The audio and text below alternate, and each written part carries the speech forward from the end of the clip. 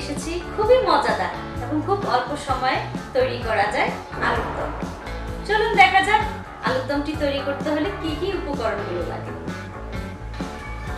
আলুর দমটি তৈরি করতে হলে যে সকল উপকরণগুলো লাগে দেখিয়ে দিচ্ছি।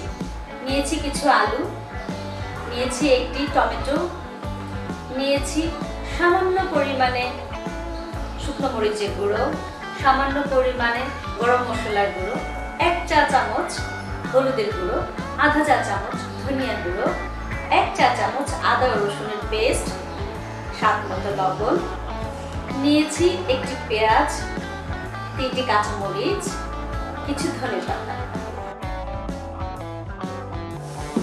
নিয়েছি এক্সট্রা ভার্জিন অলিভ অয়েল, লাগছে সয়া সস আর লাগছে সুইট চিলি সস।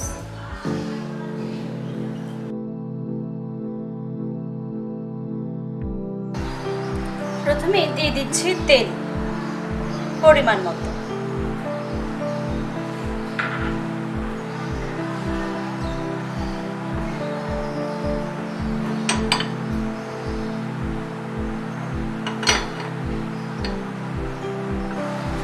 এবার দিয়ে দিব পেঁয়াজ।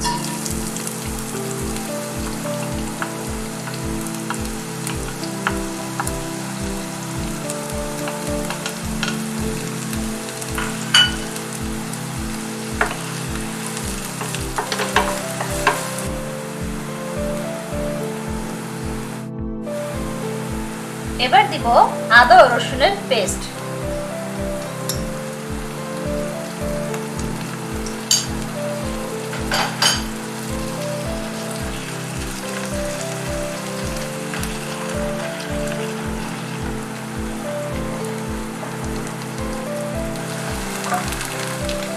এবার দিয়ে দিব হলুদের গুঁড়ো, দিচ্ছি গরম মশলার গুঁড়ো, দিচ্ছি শুকনো মরিচের গুঁড়ো, দিয়ে দিচ্ছি ধনিয়া পাতা ও স্বাদ মতো লবণ।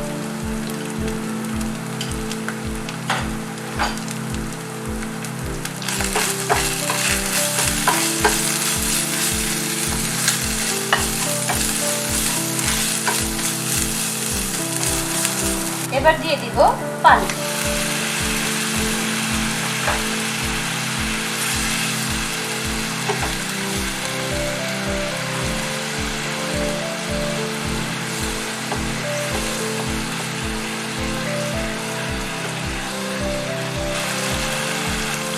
এবার দিয়ে দিব কেটে রাখা টমেটোগুলো।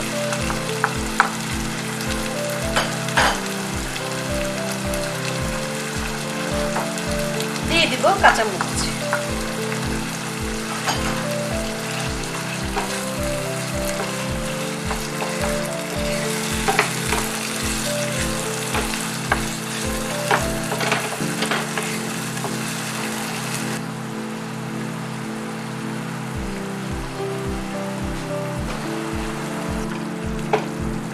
এবার ঢাকনাটা দিয়ে ঢেকে দিব যাতে টমেটোটা খুব সুন্দরভাবে সেদ্ধ হয়ে যায়, ভাজা ভাজা হয়ে যায়।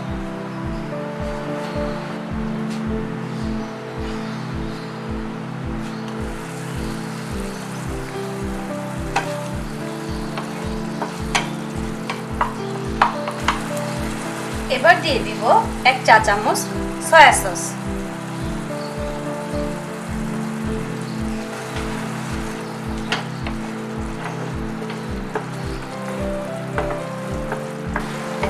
মশলাটা কষানো হয়ে গিয়েছে, ঠিক এরকম।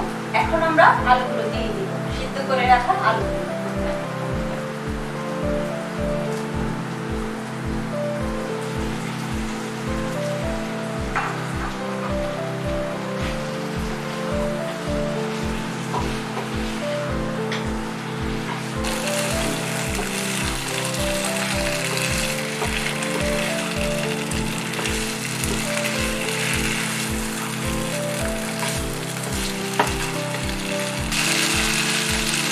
রান্না হয়ে এসেছে, এবার দিয়ে দিব কেটে রাখা ধনেপাতাগুলো।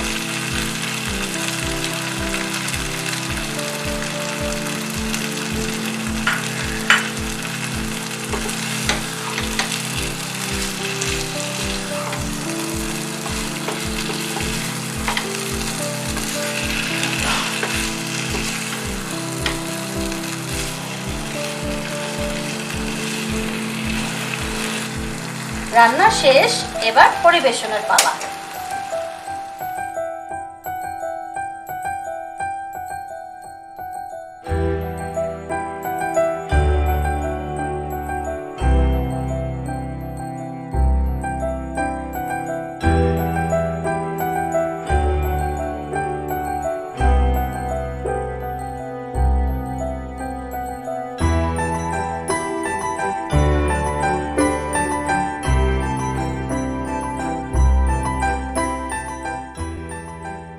রান্না তো হয়ে গিয়েছে, এবার খেয়ে দেখা যাক কেমন হয়েছে।